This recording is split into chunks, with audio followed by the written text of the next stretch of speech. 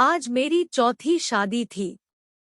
मैं चौथी बार दूल्हा बना खड़ा था, लेकिन मेरी आंखों में बहुत ज्यादा डर था मैं क्योंकि मेरे साथ बहुत बुरे बुरे अनुभव हो चुके थे और मैं फिर से शादी नहीं करना चाहता था। लेकिन मुसीबत यह थी कि मैं घर में अकेला रहता था और मुझे किसी के साथ की जरूरत थी। बीमार हो जाता तो कोई पानी पूछने वाला भी नहीं होता था। इतना बड़ा घर था, हर काम नौकरों से नहीं करवाया जा सकता था, इसलिए दोस्तों और रिश्तेदारों के कहने पर चौथी बार दूल्हा तो बनकर खड़ा हो गया। लेकिन पिछली 3 शादियां किस तरह नाकाम हुई उस बात का मुझे आज तक पता ना चल सका। मुझे मेरी पत्नी शादी के 2 दिन बाद ही छोड़कर चली गई। मेरी पत्नी रात को चीखें मारती हुई मेरे कमरे से निकल जाती और सुबह अपने घर चली जाती।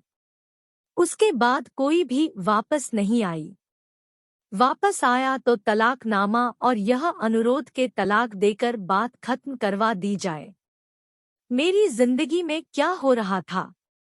अगर इस दफा भी मेरे साथ ऐसा ही होने वाला था तो फिर मैं तो बस सिर्फ 3 दिन का दूल्हा था।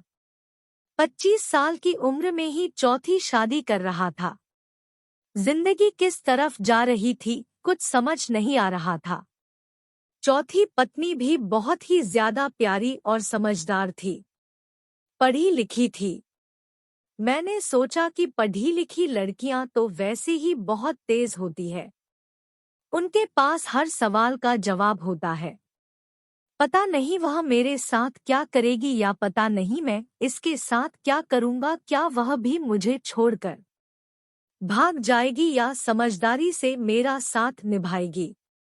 डॉक्टर के पास भी गया था। डॉक्टर ने कहा कि सब कुछ ठीक है, तुम्हारे साथ तो कोई भी मसला नहीं है। फिर मेरी पत्नी मेरे पास 2 दिन से ज्यादा क्यों नहीं रहती, यही सब सोचते सोचते मैं अपनी नई नवेली दुल्हन के कमरे में चला गया। मगर जब घूंघट उठाया तो उसका चेहरा देखकर मेरे होश उड़ गए। उसकी आंखों में आंसू थे, वह मुझे कुछ परेशान नजर आ रही थी। मैंने कहा कि क्या बात है, परेशान तो मुझे होना चाहिए।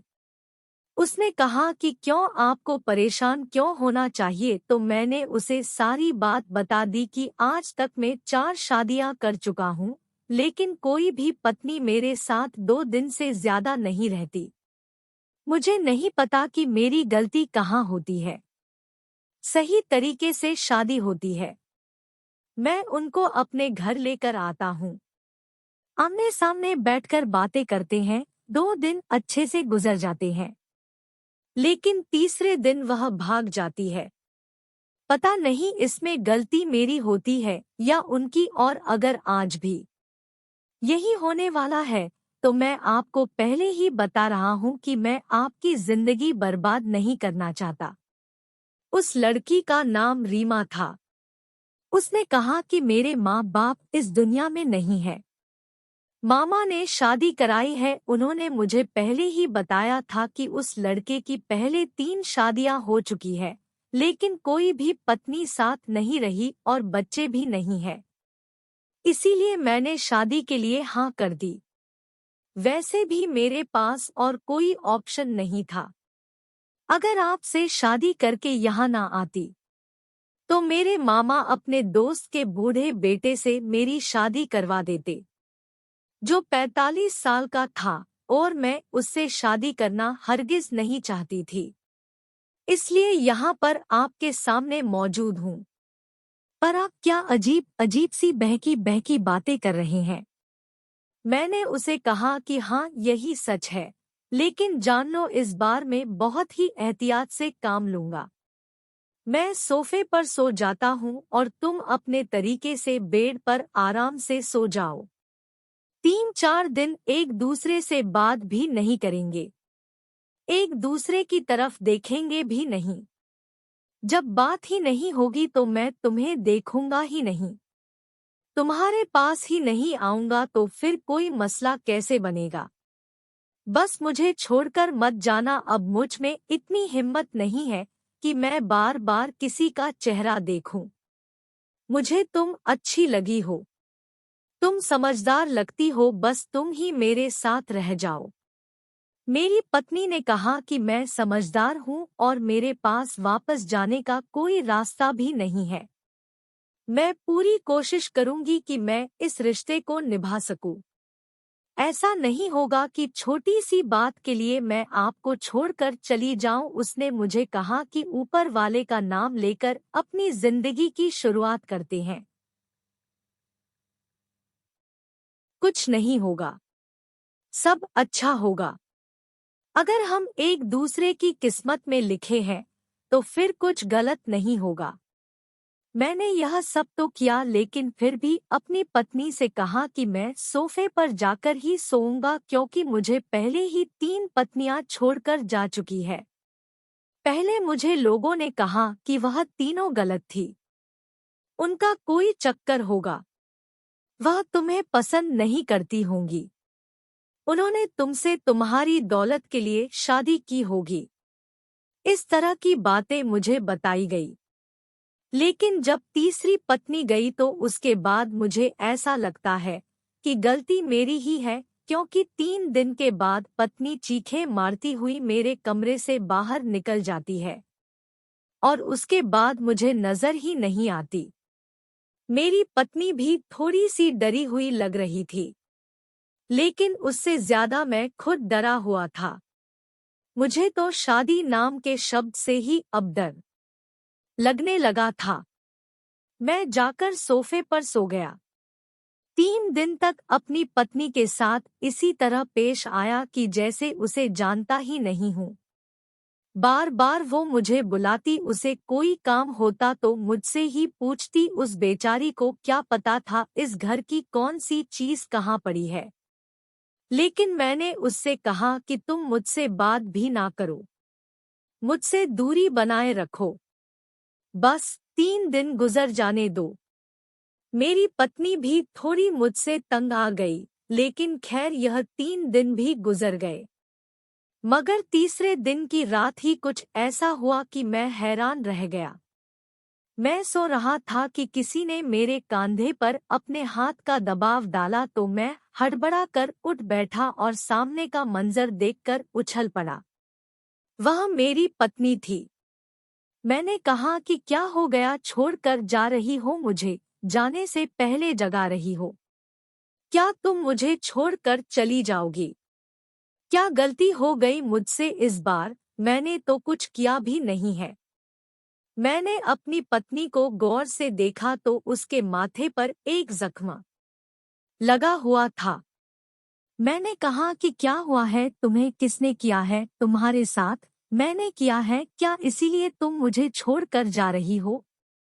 मैंने एक सांस में सब कुछ बोल दिया जब मेरी पत्नी ने मेरा हाथ पकड़ा और कहा कि पहली बात यह है कि मैं आपको छोड़कर नहीं जा रही हूँ, और दूसरी बात यह कि मुझे पता चल गया है कि आपके साथ मामला क्या है और आपकी पत्नियां आपकी वजह से ही आपको छोड़कर गई है। लेकिन मैं नहीं जाऊंगी, मेरे साथ आइए, मैं आपको कुछ दिखाना चाहती हूँ।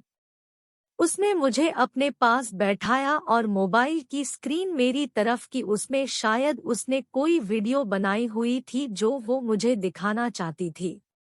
वीडियो देखकर मेरे कदमों तले से जमीन निकल गई और माथे पर पसीना आ गया। दरअसल वीडियो में यह नजर आ रहा था कि अचानक से मुझे कोई दौरा पड़ा था। मैं पागलों की तरह चीजें उठा उठाकर फेंक रहा था और फिर अपनी पत्नी का पीछा करने लगता। फिर शायद मेरी पत्नी जमीन पर गिरी और भागती हुई कमरे से निकल गई। फिर हम दोनों ही वीडियो से गायब हो गए। लेकिन फिर वह वापस कमरे में आई और मैंने जब अपने आप को देखा तो हैरान रह गया कि मैं किस तरह अजीब तरीके से पेश आ रहा था। उसके बाद वीडियो बंद हो गई। मैंने अपनी पत्नी को देखा और कहा कि यह सब मैंने किया है, तो उसने कहा कि आपको एक बीमारी है जिसमें आपको दौरे पड़ते हैं। मैंने उस बीमारी के बारे में ज्यादा पढ़ा तो नहीं है, लेकिन कॉलेज में थोड़ा बहुत पढ़ा था, इसलिए मुझे अंदाजा हो गया है। मैंने कहा कि यह जख्म तो तुम्हें मेरी वजह से लगा है ना, इसका मतलब कि मैं पागल हूँ। मेरी पत्नी ने कहा कि नहीं, आप पागल नहीं हैं।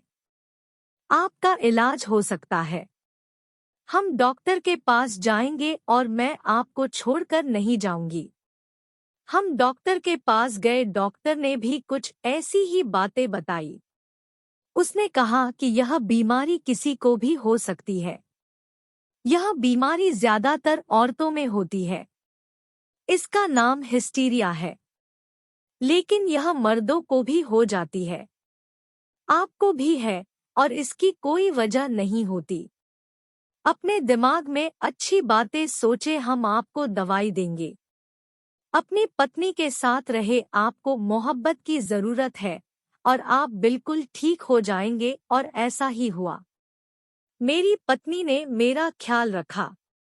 अक्सर उसको जख्म लगे हुए होते क्योंकि मुझे दौरे पड़ते थे और मैं सुबह यह सब भूल जाता था, लेकिन फिर भी मेरी पत्नी ने मेरा साथ निभाया और प्यार, मोहब्बत और सेवा से मुझे बिल्कुल ठीक कर दिया। और फिर काफी अरसा गुजर गया कि मुझे कोई दौरा नहीं पड़ा। उसके बाद हम लोगों ने भी नॉर्मल लोगों की तरह रहना शुरू कर दिया। दरअसल मुझे वाकई इतने खतरनाक दौरे पड़ते थे कि मेरी आवाज भी बदल जाती थी और मैं बिल्कुल पागल हो जाता था और सामने वाले पर हमला कर देता था। लेकिन मेरी यह वाली पत्नी समझदार थी, जिसने सब कुछ बर्दाश्त किया। इसलिए यह सब आसान नहीं था। वो मेरे लिए बहुत परेशान रहती थी, लेकिन ठीक होने के बाद मैंने उसको अपने दिल और अपने घर की मलिका बनाकर रखा और इतनी खुशियां देने का इरादा किया कि वो सब भूल जाए, क्योंकि वह वाकई खुशियों की हकदार थी। तो दोस्तों, ये थी हमारी आज कहानी। उम्मीद है कि आपको पसंद आई होगी। आपका क्या कहना है इस कहानी के बारे में? कमेंट करके हमें ज़रूर बताएं। वीडियो को लाइक कर दीजिए और इसी तरह की कहानियां लगातार देखने के लिए चैनल को सब्सक्राइब करके घंटी को दबाकर ऑल पर सेट कर लीजिए, ताकि आने वाली वीडियो का नोटिफिकेशन आपके पास तुरंत पहुंचे। मैं मिलती हूं आपसे अगली वीडियो में, तब तक के लिए धन्यवाद।